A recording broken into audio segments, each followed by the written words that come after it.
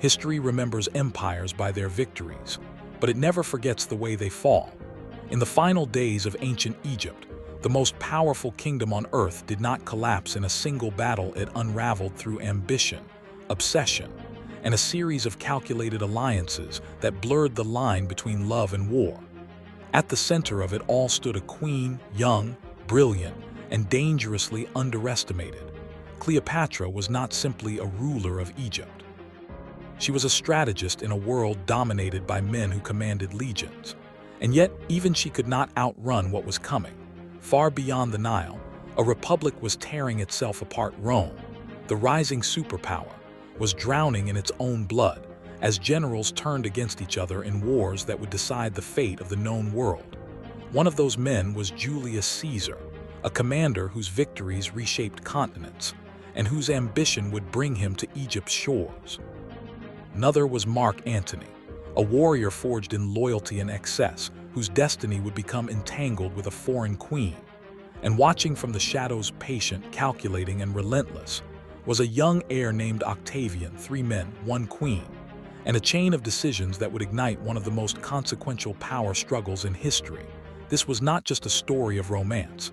It was a story of survival, of empires colliding, of trust weaponized, and of alliances that came at a cost too great to repay.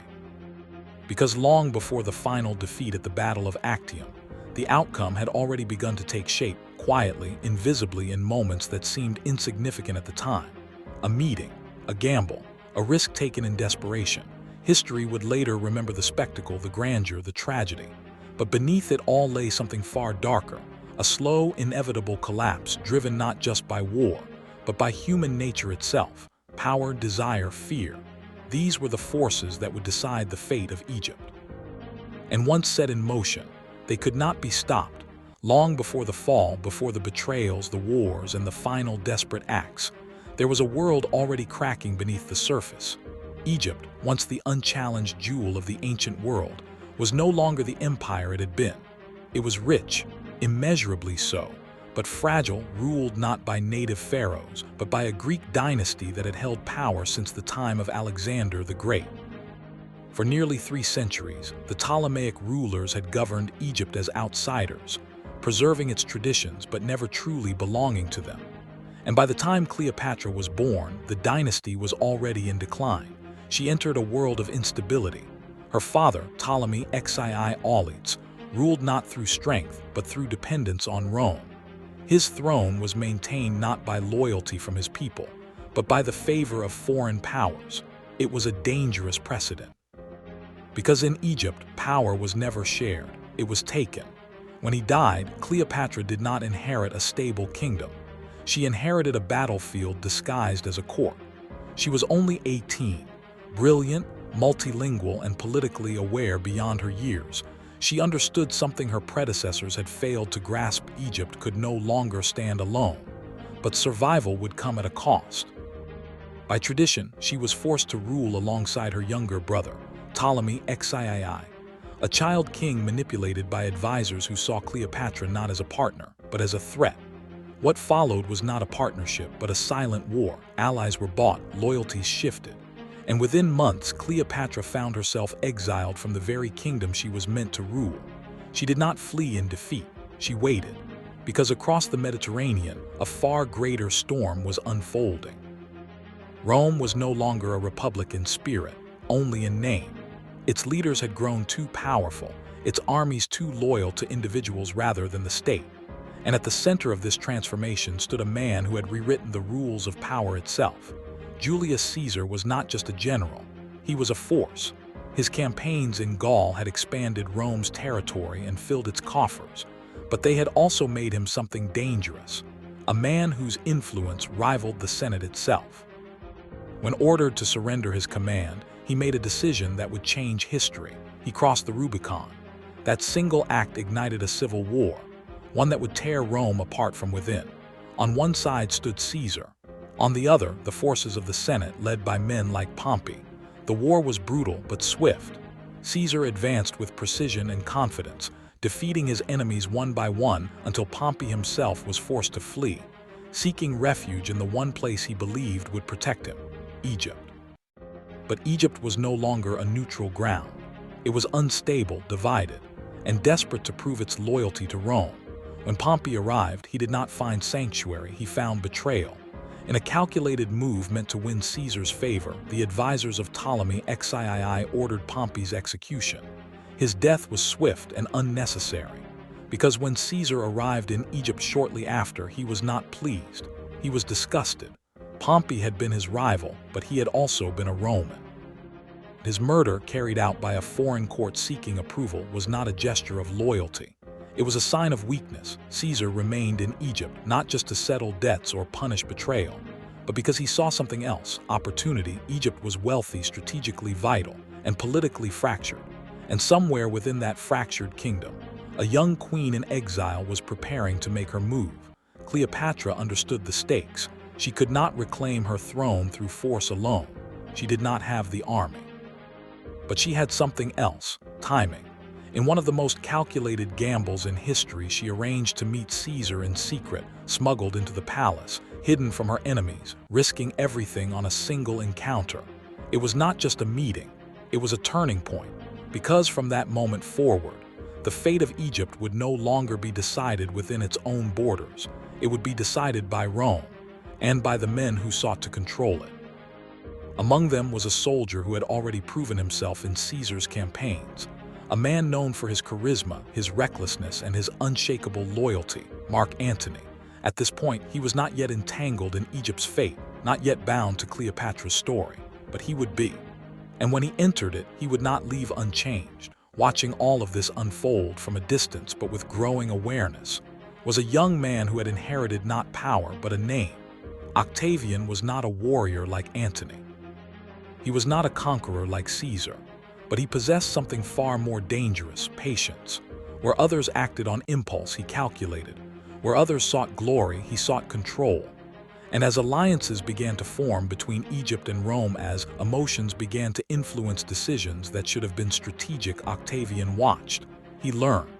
And he waited. Because in a world driven by ambition and desire, it would not be strength alone that determined the outcome. It would be who understood the game and who was willing to play it to the end. The stage was set.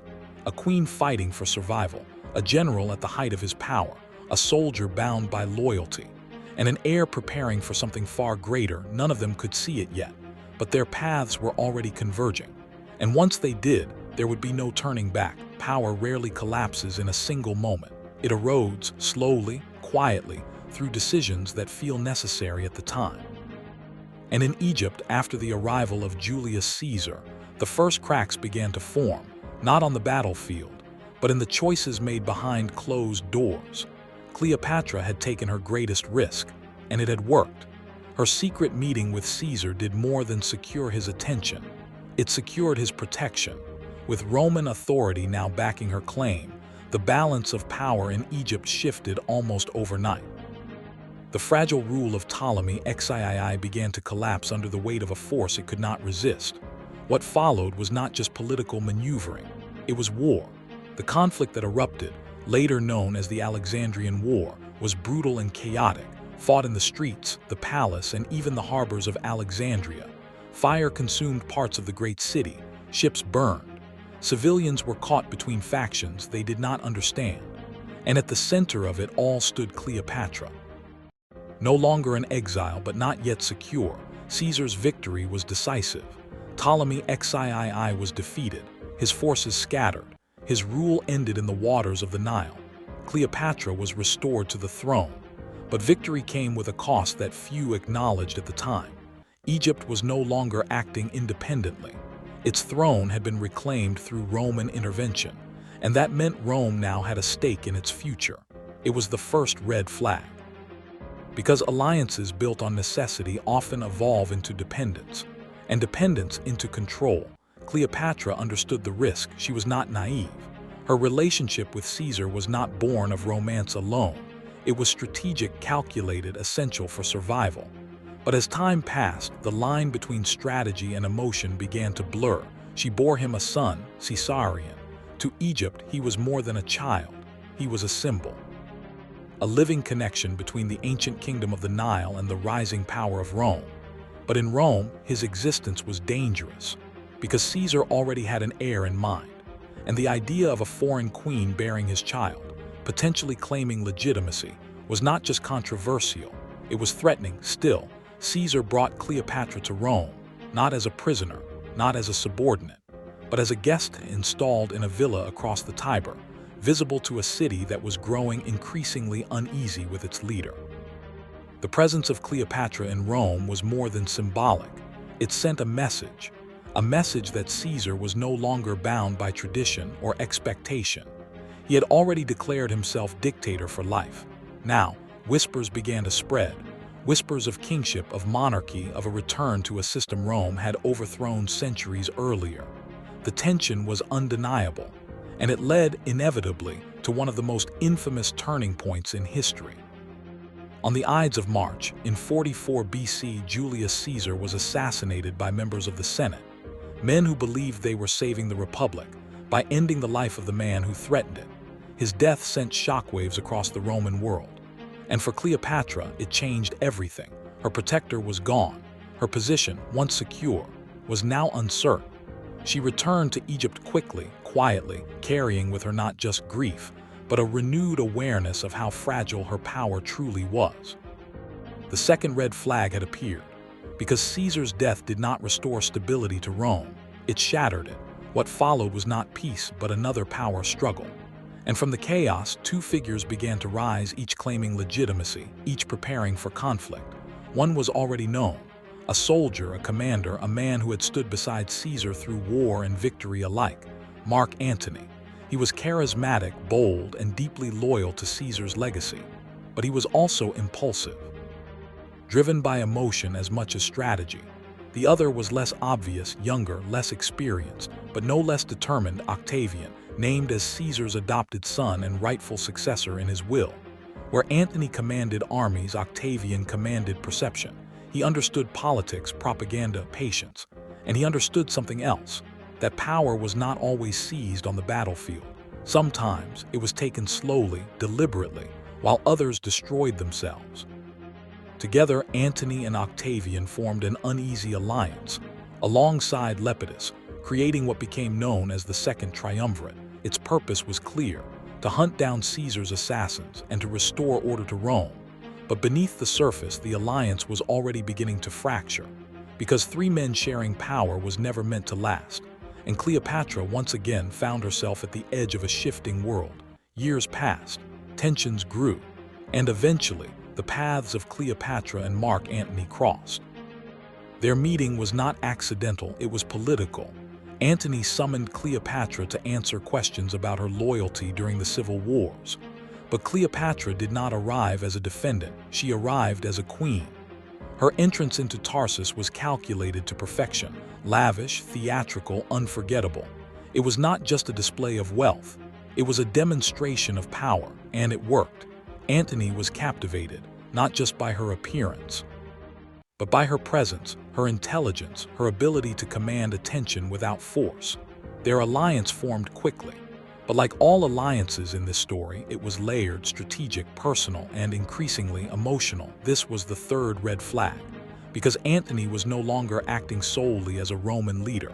He was becoming entangled in Egypt, in Cleopatra, in a vision of power that extended beyond Rome itself. He spent more time in the East, adopted customs that unsettled Roman tradition, and began to distribute territories in ways that raised serious questions back in Rome. To some, it looked like partnership. To others, it looked like betrayal. And watching it all unfold carefully, silently, was Octavian. He saw the shift, he understood the implications, and more importantly, he knew how to use it, because in Rome, perception was everything. And Antony, whether he realized it or not, was beginning to lose control of his own image. The red flags were no longer subtle, they were visible, accumulating, pointing towards something inevitable, an alliance built on attraction, a general drifting from his base of power, a rival waiting for the perfect moment to strike. None of them had reached the point of no return, not yet, but they were close. And when that line was finally crossed, it would not just decide their fates, it would decide the fate of Egypt itself.